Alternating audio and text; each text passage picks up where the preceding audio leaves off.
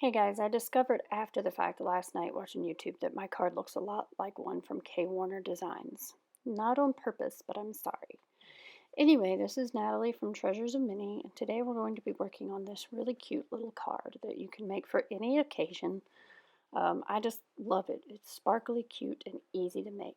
Also, we're going to be using a new technique using your embossing folders as a heat embossed element, kind of like you can see right here. Anyway, let's get started. Pre-cut the pieces that we will need using the Nestabilities die. I started with the largest one and cut 2 circles from craft paper. And then moving to the next size down, you're going to need 2 circles of a white cardstock and also 1 piece of vellum. And you'll see that coming up towards the as we work through the card. Sorry. Also, I used a flower cut looking thing, and I don't even know what die set it came from, but this is what it looks like. And I used this to cut a piece of vellum from as well, as you can see right here. I'm kind of changing it up a little bit. Anyway, what you're going to do is score maybe a 1/4 of an inch down from the top of the circle. This is what you're going to use kind of like as a little hinge for, we're going to put the card together here. And you just kind of fold it back and forth. And you're also going to take one of your white circles and kind of put it in the center over it, and you'll be able to see if it laps over onto that hinge a little bit, like you can kind of see right here. And I'm just going to hand cut just that little piece off, because when we glue it together, you want it to look like it goes up in there. So here I'm using some Martha Stewart glue, like a glue pin. I love that stuff. It holds really, really well. And I'm going to glue the 2 pieces together. And then I'm also going to glue that white piece in the inside that I trimmed the top of it off a little bit. As you can see, I'm doing right here, and I didn't trim it exactly straight. I was kind of in a hurry, but it's okay. You can go back and fix it, which I did. Now we're going to set that piece aside, and you're going to get out the embossing folder of your choice. I'm taking some Versamark, and I am going to coat kind of a section of it that I want with my Versamark. You can choose either side of the embossing folder you want. I would do the side where the picture sticks out.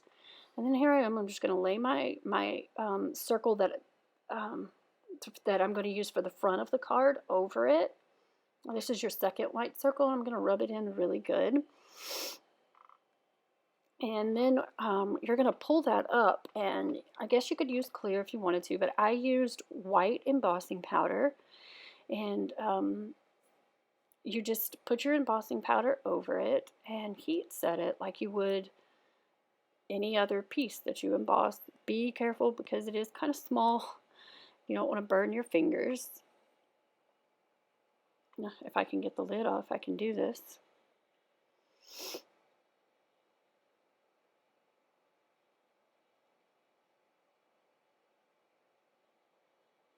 Anyway, after you do emboss this, we're going to be using some distress inks to add color to it. And this is such a fun technique.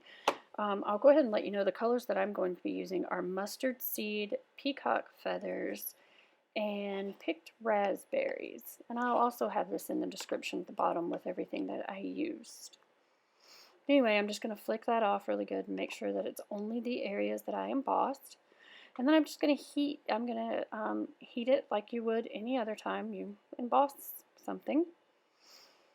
And now I'm going to take that piece, and like I said, I got out my distress inks, and I've got a little sponge dauber, and I'm just going to move on to the outside, starting on my craft mat and then gradually working my way on. Just however dark or light you want it. It's completely up to you. And I'm starting off with the picked raspberry, and then I'm going to do the peacock feathers, and then I'm going to work in just a little bit of the mustard seed. And, I just work in round circles. I actually learned this from Jennifer McGuire. She works a lot with these. And her technique with starting on the craft mat and then kind of making circles and working into it is really, really good advice. It really does help things a lot. So, thank you, Jennifer. Anyway, I'm just going to keep working my way around until it's you know, the color I like. Oh, this is a little sponge dauber that I made myself. I think I got this from Lindsay the Frugal Crafter. It's just a Coke bottle top and a makeup sponge, and you just hot glue it into the center of it, and actually it works better than the little other sponge dauber that I was using that I actually bought. This one, if you notice, I didn't even really have to dip it into the mustard seed because it holds ink and the ink stays wet on there for a long time. So it works really good. I really liked it. So it's easy to make, and you can easily make one for every color you have. Anyway, I think I like this where it's at. Now I'm going to get out my little water bottle and I'm going to take the lid off and I'm just going to drop a few little water droplets on there. And it's going to react with the distress inks and kind of make it look like it's watercolor. I didn't do a lot. You can do as much as little as you want. I like it. Now we're going to take our smallest piece, the second piece of vellum that we had, the circle, and we're going to take a die cut that's one size under that. We're going to run it through our machine and cut it. Now we have to get out our distress inks again because I should have done this before, but I didn't. So I'm going to take the same exact colors that I had, and this is the piece that you'll get from when you die cut that. You get like a ring almost, and you'll see where we're gonna use that on the inside in just a minute. But I just lightly did the exact same colors and kind of the exact same process around it. I didn't even really have to dip my sponges back in that much because there was still some on there, but you know. Once again, that is your preference, however light or dark you want it. And like I said, this is from the round piece of vellum that we had, one of our circles, and you can see it up there in the top right. This is the outer piece that I cut off of that. Once again, you just use the next size down of your Nestabilities die cuts, and I think I'm kind of happy with what we have here. So we're going to take this piece though, and we're going to get our card back out, and we're going to put some, this is some tape that is strictly for vellum, and I'm going to speed up through this, and believe it or not, you're not even really going to be able to tell I'm going fast through it because that's how slow this process is. But I found the easiest way to do it is to not actually touch the vellum, just to take the roll and kind of stick it on there like you see me doing now, and then just kind of take my scissors and cut it off. Make sure you don't cut your ring though underneath it, so kind of be careful. But this stuff is really good because it keeps you, you can't see it through the vellum, and I actually thought you would be able to because when I first picked it up I could see it. But it's really amazing. Once you get it on over your circle, you'll be able to tell you cannot see it at all. And I think this is made by Scotch. Like I said, though, it is kind of a pain, but it's worth it. Anyway, I'm going to keep going here.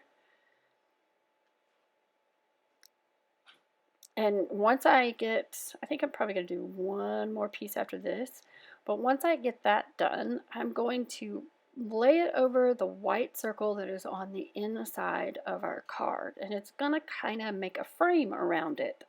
It looks really pretty, but you also need to do the same thing as you did with the white piece. You need to kind of line it up, and you can see it on the front of the edge right there, it's kind of flat because you got to cut that little piece off to make it once again look like it kind of goes up under.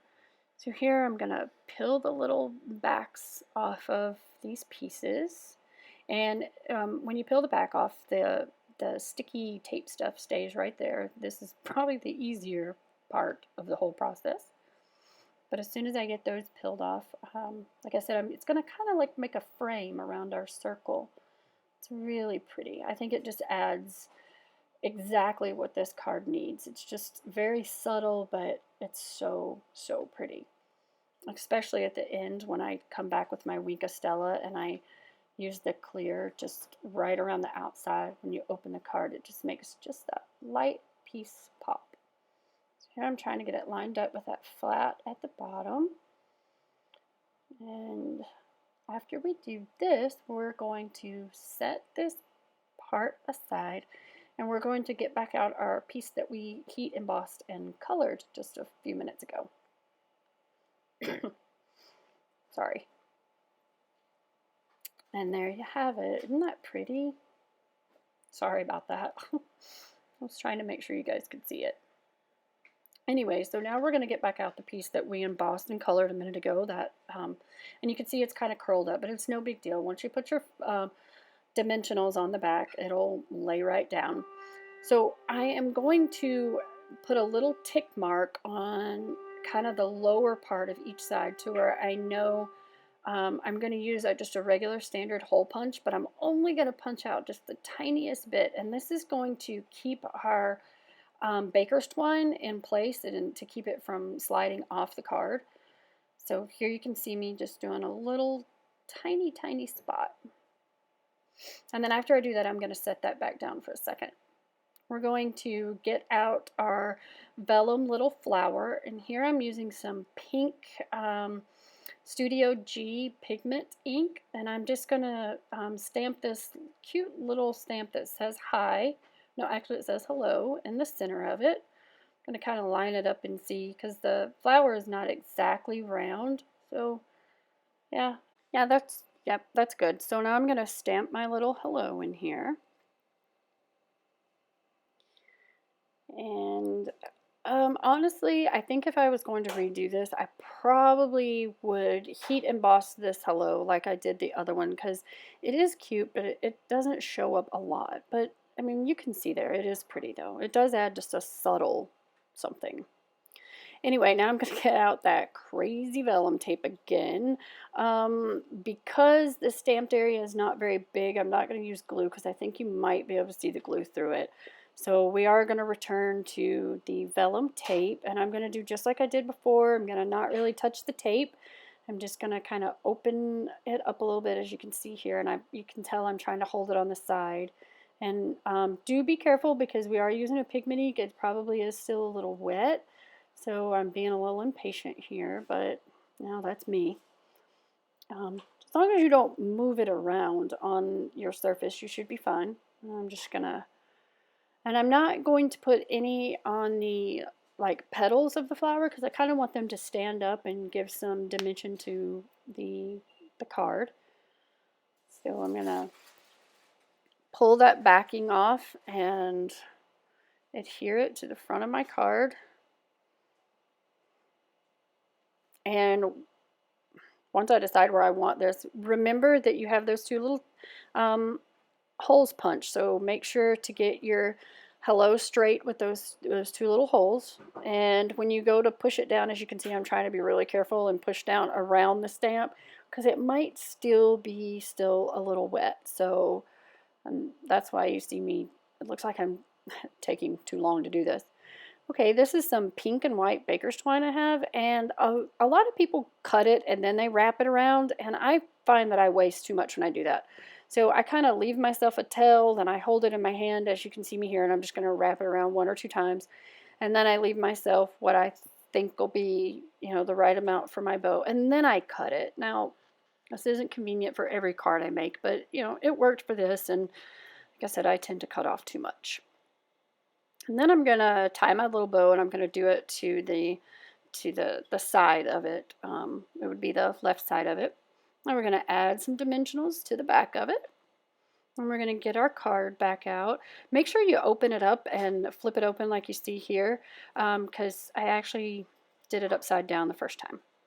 Now we're going to add the bling and the sparkle. This is a Wink of Stella clear pen. Sorry, that's Buddy in the background, our dog. I am going over each individual little petal of the card with the Wink of Stella, and I also went around the outer edge, the brown part, and I'm going to flip it open, and I'm just going to use the Wink of Stella on the vellum piece that we covered, that we did with the Distress ink. Now you see me here with my gel pen, and I'm doing some little white dashes, and yes, I got that from Christina too. I just can't help myself. And I'm also going to add just a few little tiny rhinestones for some embellishment. And here they are. They're so pretty and they're so cute. I just absolutely love them. I hope you enjoyed, and please give me a thumbs up and subscribe.